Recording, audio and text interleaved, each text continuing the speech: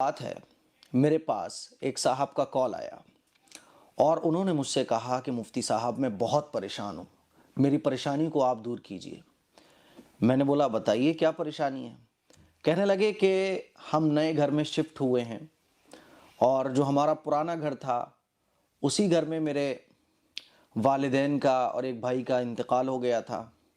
اب ہم نئے گھر میں شفٹ ہو گئے، شب برات آنے والی ہے، تو اب جو ہمارے رشتہ دار ہیں، جو ہمارے ملنے والے ہیں، وہ سب کہہ رہے ہیں کہ ارے عرفے کا دن نہیں مناؤ گے؟ تو ہم نے کہا کہ عرفے کا دن یہی منا لیں گے۔ تو انہوں نے کہا کہ نہیں، جس گھر میں آپ کے والدین کا اور آپ کے بھائی کا انتقال ہوا تھا، یعنی پرانا والا گھر، وہیں پہ جا کے عرفہ مناؤ آپ، کیونکہ عرفے کے دن اگر آپ کھانا اس گھر میں نہیں بناؤ گے 7 طرح کے، تو عرفے کے دن جو آپ کے مرحومین ہیں ان کی روحیں آئیں گی اور گھر پر تالا لگا ہوا دیکھیں گی تو انہیں بڑا افسوس ہوگا اور وہ غمگین ہو جائیں گی۔ اسی لیے آپ اپنے وہ پرانے والے گھر میں جاؤ اور وہیں پر 7 طرح کے کھانے بناؤ اور وہیں پر عرفہ مناؤ، تاکہ جو روحیں آئیں گی تمہارے اپنوں کی ان کو خوشی ملے گی۔ یہ کہانی انہوں نے مجھے بتائی اور کہنے لگے، میں نے کہا تو پرابلم کیا آ رہی ہے؟ بولے مفتی صاحب پرانے والے گھر میں ہم کیسے جا سکتے ہیں؟ ہم نئے گھر میں سیٹ ہو چکے ہیں، سارا کام دھندہ یہاں ہے، پرانے گھر وہ بھی دور ہے، یہاں نہیں ہے، تو بڑا مشکل ہو جائے گا۔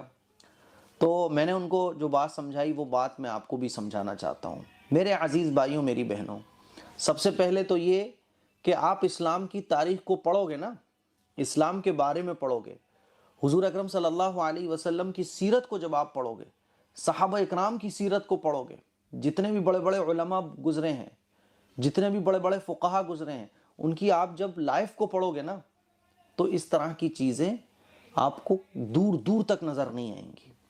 یہ وہ اسلام نہیں ہے جو حضور اکرم صلی اللہ علیہ وسلم نے صحابہ اکرام کو سکھایا تھا۔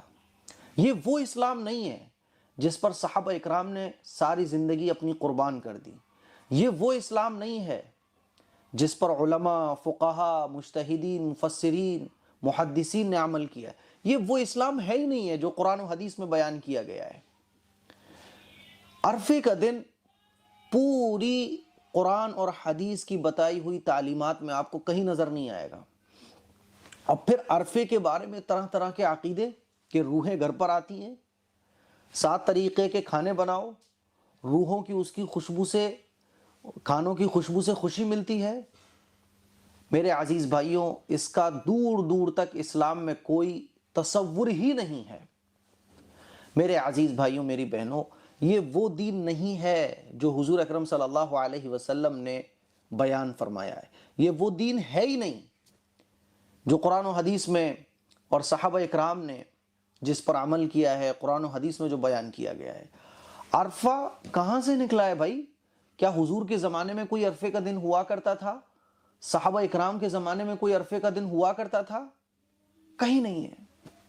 اسی لیے یہ جو عرفہ منایا جاتا ہے ہمارے معاشرے میں، یہ علم نہ ہونے کی وجہ سے۔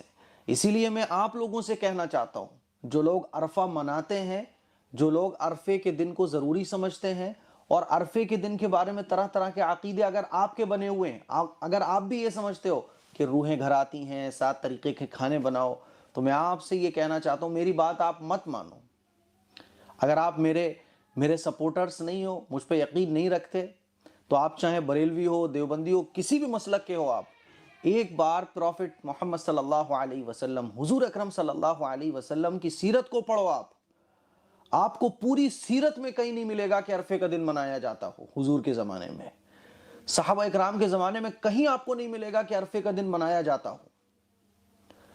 کانسیپٹ ہی نہیں ہے اسلام میں اس کا کہ روحیں آتی ہوں، 7 طریقے کے کھانے بناؤ، خوشبو لگے گی، اور پہلی سال جو دنیا سے گئے ہوتے ہیں وہ واپس گھروں پر آتے ہیں اور کونوں میں کھڑے ہو جاتے ہیں اور دیکھ دیکھ کے خوش ہوتے ہیں کہ دیکھو ہمارے نام پر کھانے بن رہے ہیں۔ طرح طرح کے عقیدے لوگوں کے بنے ہوئے ہیں۔ میرے عزیز بھائیوں، میری بہنوں، عرفے کے دن کی باتیں اور عرفے کے دن کے متعلق جتنی طرح کے عقیدے آج مسلمانوں کے بنے ہوئے ہیں، اس کی کوئی اصل اسلام میں نہیں ہے۔ اسی لیے میں آپ لوگوں سے درخواست کرنا چاہتا ہوں کہ حضور اکرم صلی اللہ علیہ وسلم کا بتایا ہوا جو طریقہ ہے اس کو فالو کیجئے گا، اور یہ غلط سلط چیزیں جو ہمارے معاشرے میں چل رہی ہیں ان سے خود بھی دور رہیے گا، اپنے بچوں کو بھی دور رکھیے گا،